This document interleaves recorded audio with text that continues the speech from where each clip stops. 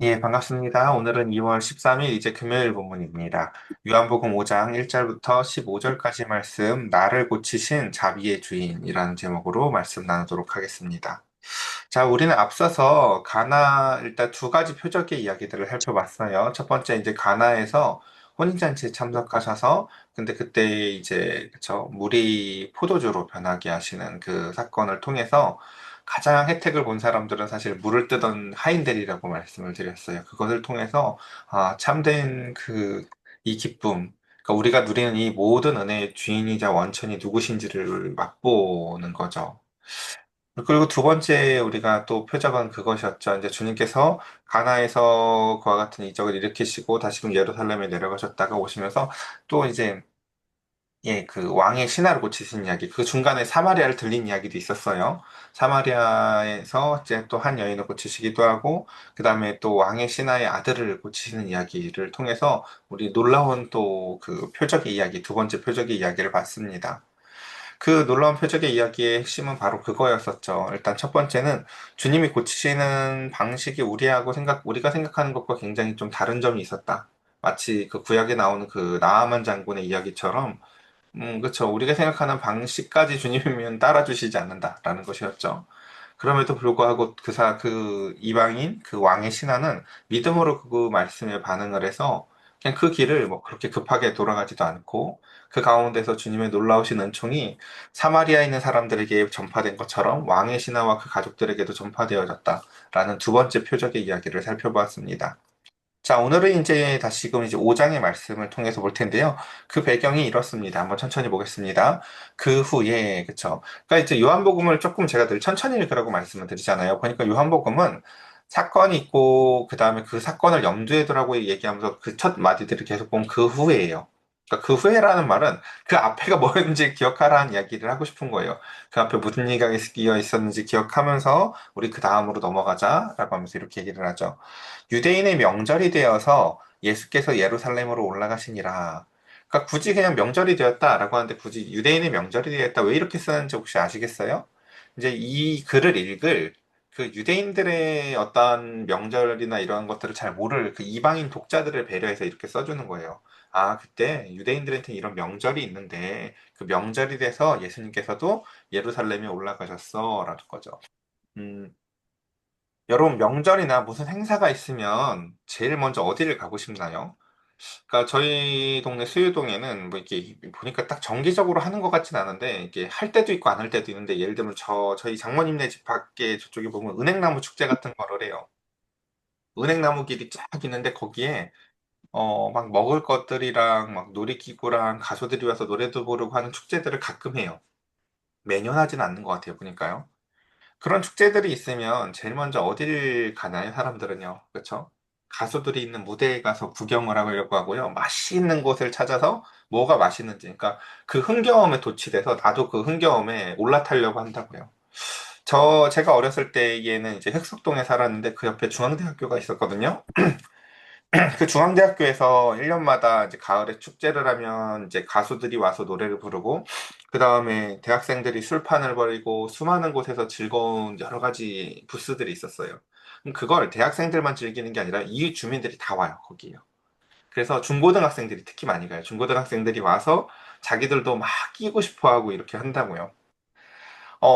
항상 그런 이렇게 명절이든 뭐 축제든 행사든 있으면 많은 사람들의 시선은 다 어디로 갑니까? 가장 그 즐거움과 흥겨움에 같이 올라타서 하나됨을 누리고 싶고 느껴보고 싶어 한다고요.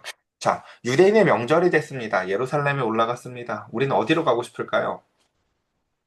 그쵸?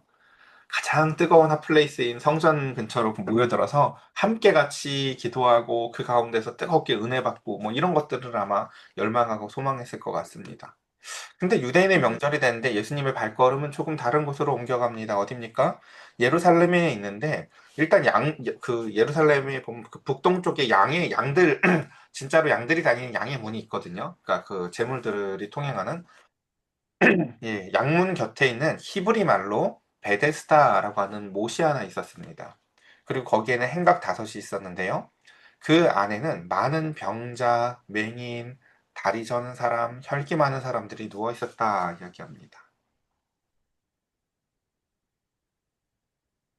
이곳의 이름을 베데스다라고 합니다. 베데스다라는 이름의 뜻은 자비의 집이라는 뜻이에요. 그리고 히브리 말이라고 했는데 이제 요건 아람어를 히브리 말이라고 해요. 이 당시 사람들이 썼던 언어가 이제 아람어였어요. 예수님도 보시면은 이제 십자가에서 돌아가실 때에도 계속 아람어로 말씀을 하시거든요. 자, 어쨌든 그러니까 이 앞에서도 우리가 보면은 예수님께서 그 제일 뜨거운 육시에 사마리아에 있는 그 우물 곁으로 찾아가셨죠. 그거 다 의도적인 발걸음이었다는 거 기억하시죠? 제자들은 먹을 거 구하러 보내러 다닌 다음에 주님께서는 제일 뜨거운 육시에 그곳에서 놀라운 은총을 또 베푸셨고, 그 다음 또, 이틀 뒤에도 또 그 가운데 이틀 사마리에서 머무신 이후에 또 그 가운데서 왕의 신하의 아들을 고치시고 나서 그 다음 또 신하가 갔다 와서 언제 나섰어? 했더니 다음날 7시에 나섰다고 얘기를 하죠. 오후 1시쯤이었다고요, 그게. 예. 그러니까 이런 이제 모든 이야기들. 그래서 그 후에라는 것은요, 이틀 전 12시, 하루 전 12시, 그 1시, 요걸 기억하면서 본문을 보자는 거예요. 이런 주님이 그 다음날 이제 어딜 가시는 거예요. 그러니까 이 주님이 가실 곳에서 어떤 일이 벌어질지, 어떤 곳을 찾아가실지, 그러니까 굳이 사마리아를 들려가신 주님께서는요, 성전에서도 굳이 베데스다라는 못으로 찾아가시는구나라는 것을 우리는 볼 수가 있어요. 그리고 그 베데스다라는 곳에 대해서 우리는 좀 이렇게 오감을 통해서 느낄 수 있어야 돼요. 시각, 청각, 후각, 온갖 것들을 통해서. 저도 기억이 나는 게 제가 어렸을 때 그 여의도 스모그에 저희 어머니께서 다니셔서 갔었는데 빨리 가는 날은 성전에서 제일 빨리 앞에 거기 뭐 수십만 사람들이 다니니까요.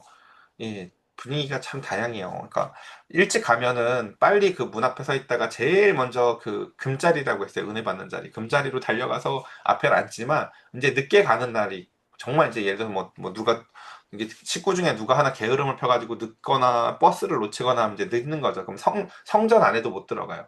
그럼 이제 저 밖에 있는 성전에 TV로 봐야 되는 경우들이 생기기도 하고 또 여름이나 겨울이 되면은 이제 기도원 같은 데를 가죠. 그럼 그 장소마다 참 분위기가 사뭇 달라요. 특히 기도원의 분위기가 그랬어요. 기도원은 또 예배 성전이랑은 다른 게 금자리라고 생각하는 제일 앞자리엔 어떤 사람들이 있냐면은 병이 심한 사람들, 말기암 환자들, 뭐 이렇게 그쵸? 뭐 귀신 들린 것 같은 사람들 이런 사람들이 이제 그곳에 많다고요. 그리고 그곳에선 일상이 뭐냐면 사람들이 기도하다 토하기도 하고 그 냄새도 좀 나고 그래요. 좀 보면요. 그러니까 마찬가지로 이 베데스다라는 못의 분위기가 어땠을지를 우리가 상상해 보세요. 그곳에는 병자들이 가득하고 앞이 보이지 않아서 늘 누군가가 도와줘야 되는 사람. 여러분 그 자기 부모를 모셔봐도 쉽지 않대잖아요, 그렇죠? 근데 그 가운데서 눈먼 사람 이 병자들을 돌보고 옆에서 돕는 사람들 역시도 어떻겠어요, 그렇죠? 그리고 그 가운데서 다리 저는 사람, 혈기 많은 사람들이 누워서 아마 그럴 거예요. 제가 예전에 병원 응급실에서도 보니까 그림이 그렇더라고요. 아픈 사람들이요, 다른 아픈 사람들을 잘 배려하지 않아요. 아우, 저 사람 때문에 잠 하나도 못 잤다고 하지. 저 사람은 얼마나 아플까? 이러지 않아요, 서로요. 아우, 여기도 아파 죽겠는데 저 사람 때문에 잠도 못 잤다고. 아우, 저 할머니 냄새나 죽겠다고. 서로 비난해요. 서로 아픈 사람들끼리 있는 병원에서조차도요, 사실은. 근데 그것처럼 이곳의 분위기가 그러니까 어땠을지 우리가 좀 짐작해 볼 수가 있어요.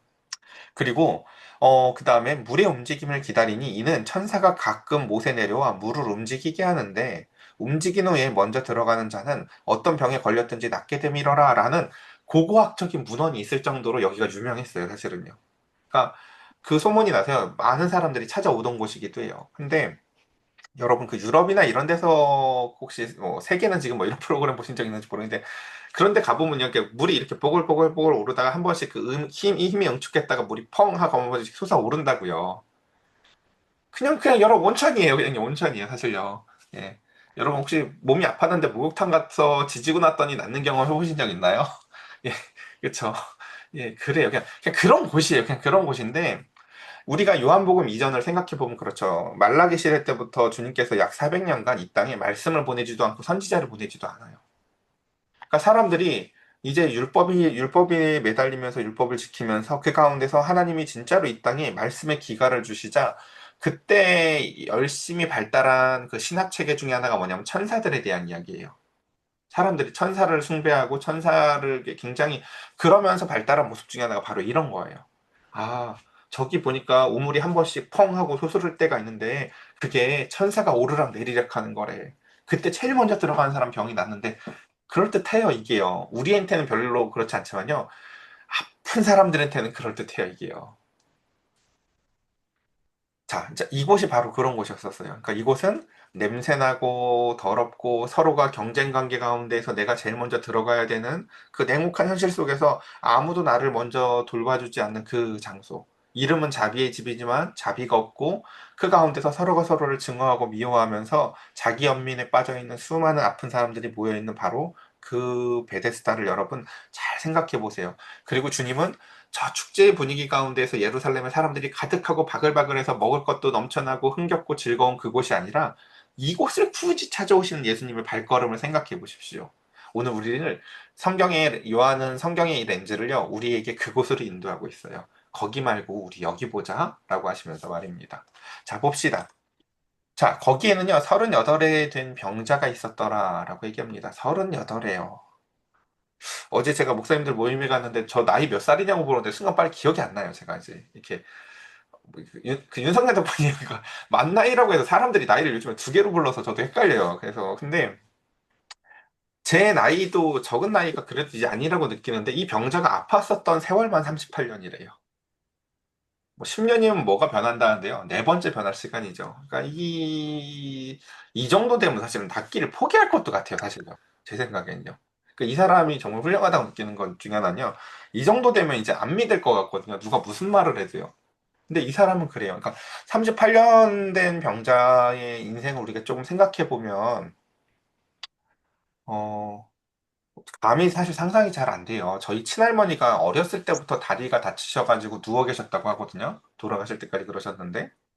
상상이 안 되죠. 이렇게 뭔가 한두 해도 아니고 38년을 누워서 그 가운데서 있었던 그 인생처럼 38년 동안 그 가운데서 병자가 되었었던 이 사람이 어떻게 기어가지고 그 베데스다라는 곳에 와 봤더니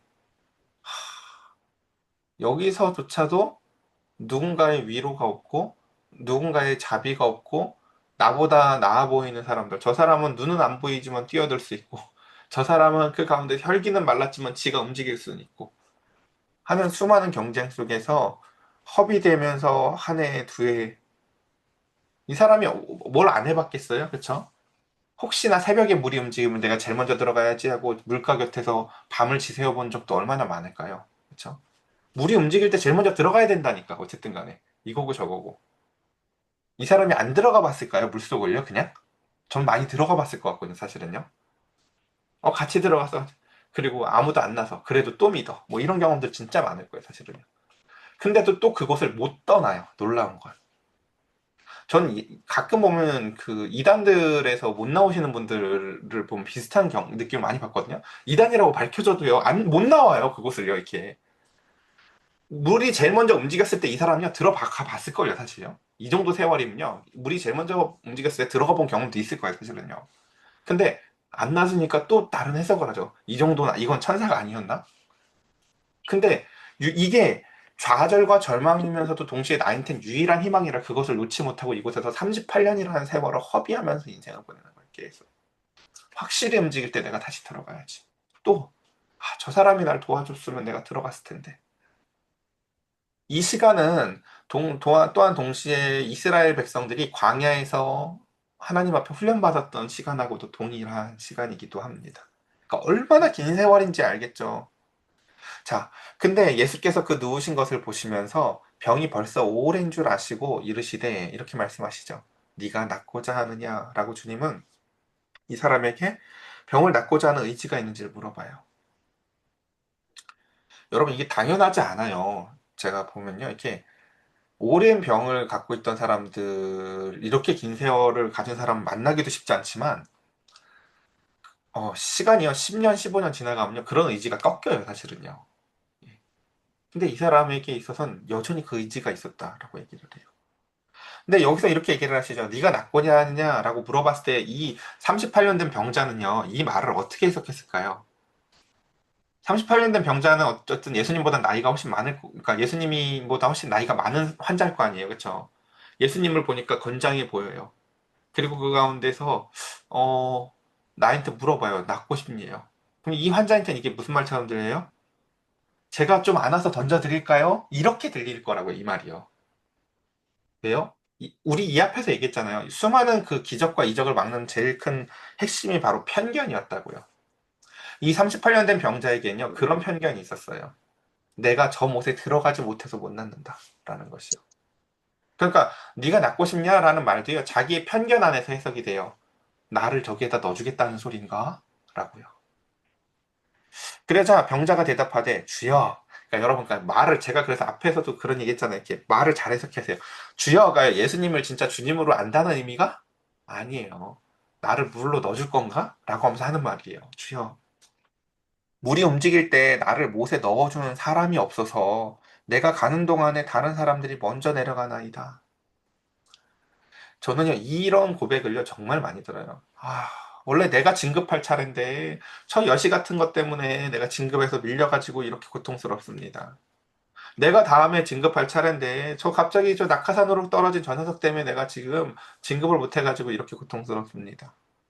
그러니까 내 인생의 어떠한 것들이 그 치열한 경쟁과 냉혹한 현실 속에서 그 헛된 편견으로 말미암아 다 타인 때문에 내가 지금 이렇다라는 이야기들을요, 정말 많이 들어요, 사실 우리 이 세상에서. 내가 돈이 없어서, 내가 부자 부모님이 없어서, 언어 체계만 다르지, 사람들은 자신들이 불행한 이유, 자신들의 삶에 어떠한 자비나 은혜가 없는 이유를 다 타인 탓을 하길 좋아합니다. 내가 뭐가 없어서, 라고 말이죠. 이 병자의 세계, 편견의 세계는 바로 그런 것이었어요. 나를 못에 넣어주는 사람이 없어서. 내가 가는 동안에 다른 사람들이 혹은 먼저 들어가 버려서 이 둘 중에 하나예요. 누가 나한테 자비를 베풀지 않아서 내가 못 낳는 거고요. 또는 누가 다른 사람들이 나보다 더 먼저 앞서서 들어가 버렸기 때문에 내가 내 인생이 이렇다는 거예요. 계속해서. 예수께서 이르시되, 이제 우린 여기서 기대해 볼 수 있는 게 뭐예요? 주님이 앞에서 두 번 다 어때요? 포도주가 떨어졌다고 했을 때에도, 왕의 신화를 고쳐줄 때에도 늘 어때요? 주님은 우리의 기대를, 예, 채워주지 않죠. 그러니까 방식이 그랬다고요. 방식이 항상. 예, 뭐 만져주고 뭐 찾아가고 이런 거 없었죠. 이 병자에게도 마찬가지예요. 주님은 뭐라고 말씀하세요? 낫고 싶냐? 라고 하자 그 수많은 이야기들을 그냥 뒤로 해두고, 일어나 네 자리를 들고 걸어가 라고 이렇게 말을 하세요. 여러분, 예수님과 사기꾼의 차이를 아시겠어요?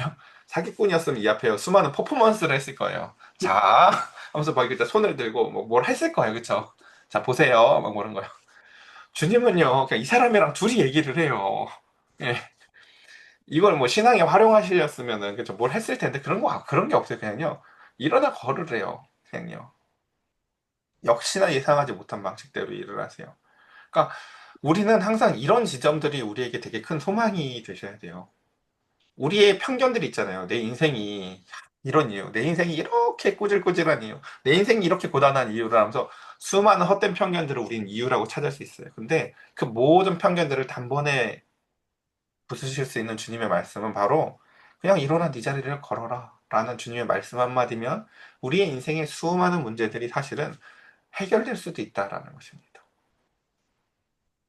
자, 그 예상치 못한 방식으로 주님은요, 그냥 그 병자를 고치세요. 그리고 그 사람이 그래서 곧 바로 자리를 들고 걸어갑니다. 말씀의 능력이 바로 이렇습니다. 이 사람 여러분 생각해 보세요. 뭐라고 해야 될까, 이거.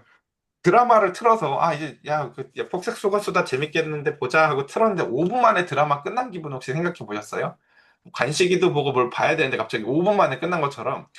아니, 와가지고, 제가요, 그럼 물 움직일 때 제가 좀 던져드려 볼까요? 이렇게 혹시 가진 거 좀 있으세요? 무슨 대화 좀 하려고 했는데 이 사람이 그냥 와서, 일어나. 끝. 서사가 이래요. 이야기의 서사가 그냥 그래요. 뭐, 낳는데 과정이 없어요. 아무 과정이. 그리고 그 가운데 그날의 이야기를 그냥 이렇게 설명을 해보라고요. 이날은 안식일이었다. 라고 얘기해요. 38년을 아마 이 병자는 그런 꿈도 많이 꿨을 거예요. 꿈속에서 자기가 걷는 꿈. 꿈속에서 꿈속에선 내가 이랬는데, 또 현실은 이러네. 예. 정말 현실 속에서 꿈 같은 모습을 자기가 봐요. 저도 이 비슷한 경험이 한 번 있었던 게, 허리 디스크로 되게 오래 고생을 하면서 군대에서 고생을 했었을 때, 허리 아래로 피부가 다 정말 더러웠었거든요. 피가 안 통하니까 피부도 더러워지더라고요. 너무 보기도 싫고 만지기도 싫었어요. 근데 그 중국에서 오셨던 그분이 침을 놔주면서 허리를 고쳐주셨는데, 그때 허리만 나신 게 아니라 피부까지 애기 같은 피부로 싹 변했는데, 정말 안 믿어지는 거예요. 내 엉덩이, 내 허벅지가 이렇게 애기 같은 피부로 돌아왔다는 게 너무 신기했었거든요. 그 허리 디스크 때 고치면서 피부 돌아온 것도 그랬었는데, 정말 걷지 못하는 이 38년 동안 이런 인생을 살았던 이 병자가 정말 어떤 감격을 누렸을지 참 우리가 감히 상상해 보기가 어려운 것 같아요. 그리고 그날이 안식일이었대요. 그러니까 이 사람은 진짜 그 안식일에 처음으로 안식을 맛봤을 거예요. 이게 안식일이구나. 이게 안식이구나. 라는 거죠. 여기가 자비의 집인데, 사실 이름이 자비의 집이지만 늘 뭐였어요? 경쟁의 집, 미움의 집. 근데 이 사람은 여기서 처음으로 자비의 주인이 오셔서 나한테 아무 과정 없이 자비를 베풀어 주시는 그 자비에 무자비한 폭행을 당해요. 그냥 일어나 걸어 임마. 네. 예. 그 자비를 그냥 맛봅니다. 그 자비의 주인은요, 우리한테 어떤 걸 요구하지도 않으세요. 너 이제 잘할 거야? 뭐 이런 거 물어보지도 않아요. 그냥 일어나 걸어. 라고 말씀하세요.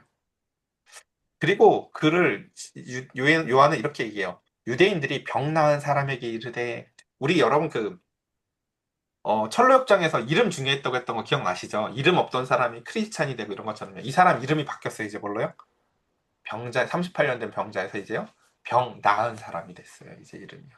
이 사람은 이제 병 나은 사람이에요. 안식일인데 네가 자리를 들고 가는 것이 옳지 아니하니라 라고 얘기를 하죠. 제가 늘 이 얘기 정말 많이 하잖아요. 하나님, 사람 대하는 거 보면 하나님 대하는 거 안다고요.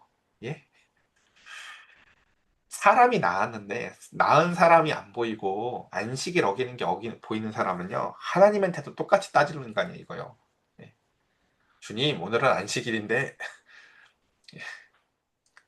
그러니까 사람이 눈에 안 들어오는 신앙은요, 정말 허상인 신앙인 거예요. 그러니까 그러니까 그래서 이게 그 이단들이나 이상한 사이비 종교들은요, 보면요, 교리만 이상한 게 아니에요. 사람을 대하는 태도가 되게 이상해요. 사실요. 사람을 도구화하는데 사람들이 다 이상하다는 걸 못 느껴요. 예를 들면. 이 베데스다라는 곳이 딱 그러잖아요. 나서서 나간 사람을 잘 본 사람은 별로 없는데, 혹은 나섰다고 들었지만 사실은 나선 게 아닌데, 계속 이게 나설 거라고 믿고 사람들은 모여들어요. 어떤 사람은 질려서 떠나기도 하지만, 나선 사람을 본 적은 별로 없는데, 그냥 그런 줄 알고 거기에 매달려 있어요. 계속해서. 대답하되, 나를 낫게 한 그가, 이 사람은요, 예수님도 아직 몰라요. 그냥 예수님을 뭐라고 불러요? 나를 낫게 한 그라고 불러요. 나를 낫게 한 그가 자리를 들고 걸어가라 하더라 하니, 그들이 묻되 너에게 자리를 들고 걸어가라 한 사람이 누구냐? 합니다.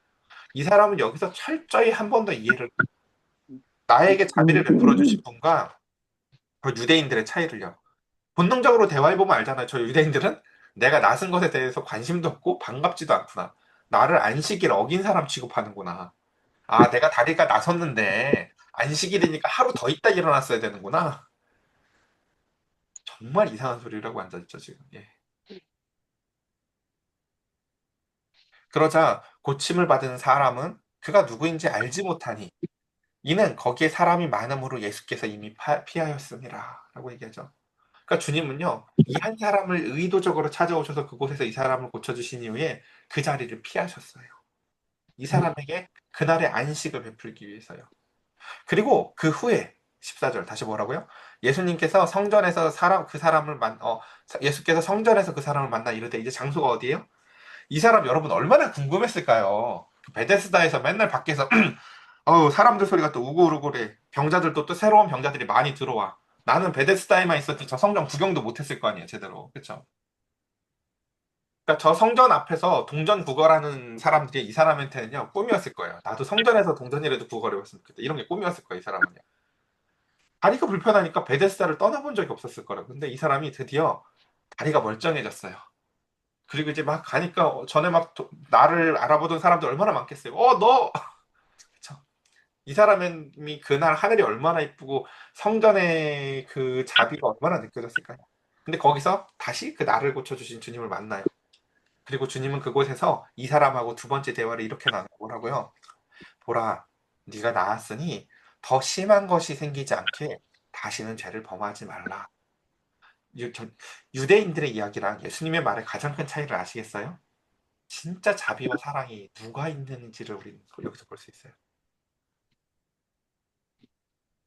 예수님이 진짜 해주고 싶은 말은요. 다시는 너 지금 이 누리고 있는 안식을 잃지 마라는 이야기예요. 여러분 귀신이 그냥 좋아하는 게 더러운 것도 좋아하지만요. 귀신은 동시에 깨끗한 것도 좋아해요. 여러분 그거 아시죠? 귀신이 깨끗한 것도 좋아해요. 귀신이 좋아하는 건요. 빈집이에요. 빈집. 예, 주인이 없네. 야, 여기 친구들하고 같이 와서 살아도 되겠는 거라고 7명 더 데리고 와요. 그러니까 병이 나은 게 여러분 그래서 중요하지 않다니까요. 제가 늘 그래서 그 얘기를 먼저 묻잖아요. 병 났으면 뭐 하려고 하냐고 물어보잖아요. 왜 그러냐면 그렇게 끝나지가 않아서 그래요. 그러니까 주님께서도 이 병자에게 더 염려하고 걱정하셨던 건 바로 사실 두 번째 이야기죠. 너 보라, 네가 나았는데 이거 여러분 병이 무조건 죄라는 이야기가 아니에요. 이 사람에게 얘기하시는 거예요. 사람마다 주님은 다 다르게 말해요. 너 저기서 죽은 사람들이 그 사람들 죄 때문인 줄 아냐? 아니야. 이렇게 얘기하시기도 하신다고요. 그러니까 병이랑 죄는요, 1차적인 상관관계를 무조건 맺는 게 아니에요. 이 사람의 한정에서 이 사람한테, 적어도 이 사람의 지금 병의 원인은 죄하고 관련이 있다라고 얘기를 하셔서 이 사람한테 하시는 이야기다라고 여러분들 한정적으로 이해를 하셔야 되는데, 뭐라고요? 네가 나았지만 더 심한 것이 생기지 않게 다시는 죄를 범하지 마라고 말씀해 주신다. 그래서 주님이 이 사람에게 진짜 주시고자 하시는 이 안식, 이 이야기를 우리가 오늘 살펴보면서 그 사람이 유대인들에게 가서 자기를 고치시는 이는 드디어 예수라 하라라고 하면서 오늘 이제 이 말씀을 이렇게 정리해 봤습니다. 자, 오늘 우리는 다시 이제 말씀을 맺는데요. 어, 저와 여러분들의 인생에 있어서 첫 번째 그 편견이 깨졌으면 좋겠어요. 내 인생이 힘든 이유는요, 옆에 있는 사람들이 나보다 잘나서도 아니고요. 그 가운데에서 이 땅의 이름은 교회고 이 땅의 이름은 자비지만 자비가 없어서도 아니에요. 그러니까 우리의 인생이 고단하고 힘든 이유들은요, 사실은 자비의 주인 예수님을 아직 만나지 못해서일 수도 있어요. 그 자비의 주이신 예수님께서 우리에게 하실 이야기는요, 어떻게 생각하면요, 많지 않을 수 있어요. 길지 않을 수 있어요. 어떤 조건을 요구하지 않으실 수도 있어요. 그저 내가 너를 고치길 원하노라 라고 하시며 우리의 인생을 고치시고는 그저 뒤에다가 덧붙이시기를 다시는 이 안식을 잃지 말으렴 하실지 모르겠어요. 우리 말씀을 그 앞에서도 봤어요. 뜨거운 것도 중요하지만 이제 숫덩이 같은 월요일, 화요일, 수요일을 잘 보내야 된다고요. 말씀 이유가 중요하다고요. 오늘 이 시간 이후에 여러분들의 삶이 숫덩이같이 잔잔한 불덩이를 가지고 그 잔잔한 은혜와 감동을 가지고 여러분들의 삶의 자리에 자비의 주인신 주님이 찾아오셔서 안식을 주시기를 간절히 축복합니다. 우리 이 시간 함께 같이 기도하겠습니다.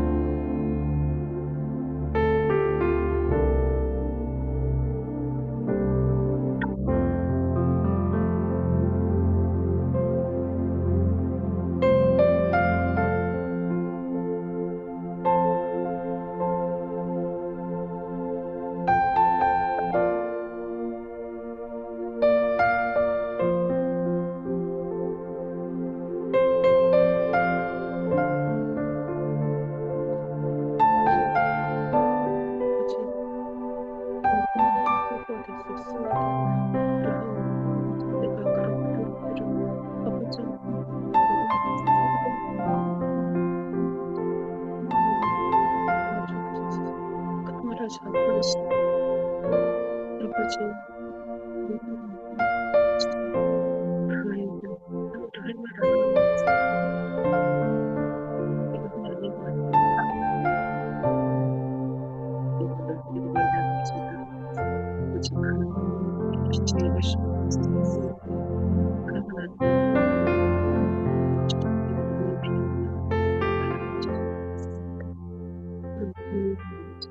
그 나쁜 것을 아버지 제가 하나님께서 기도드리겠습니다. 아버지 하나님 어찌 좋은 줄 하나님, 아버지 이 땅엔 참으로 주님께서는 안식이 없습니다. 저 노량진에서 수많은 고시생들이 수많은 경쟁률을 뚫기 위해서 서로가 서로를 경쟁자로 바라보며 날마다 고통 속에서 몸부림칩니다. 우리 직장에서도 서로가 서로를 경쟁 상대로 여기며 저 사람보다 내가 더 잘해야 되는데 저 사람 때문에 내가 이렇게 되었구나. 내가 무엇만 있었더라면. 경쟁으로 말미암아 이 땅에 참으로 우리는 그 자비를 이름만 들었지 보지를 못합니다. 그 속에 있었던 한 38년 된 병자를 주님은 찾아오셔서 고치셨습니다. 병이 낫고 나니 더 명확해집니다. 주님은 우리에게 찾아오셔서 사랑하는 나의 아들아, 딸아, 마치 다리를 잃은 어린 양을 찾아오셔서 기쁨으로 안고 그 다리를 고치시는 목자처럼 주님은 사랑으로 그를 대하시지만 유대인들은 그를 너 왜 안식일을 어기냐라고 이야기합니다. 병이 나아지고 보니 더 명확해집니다. 누가 나를 위하는 분인지.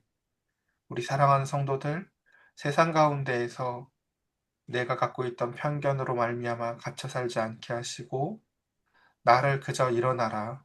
다시는 그 안식을 잃지 마라.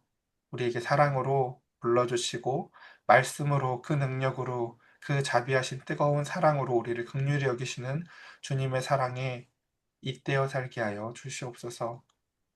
수많은 사람들이 찾아가는 저 성전이 아니라 사람들의 발걸음이 이어지지 않는 그 냄새나고 더러운 베데스다 못으로 찾아오신 주님, 우리의 연약한 삶의 자리에 찾아오셔서 우리를 일으키시고 고쳐주시고 우리에게도 안식을 더하여 주시옵소서. 우리 주 예수 그리스도의 이름으로 기도드렸사옵나이다. 아멘.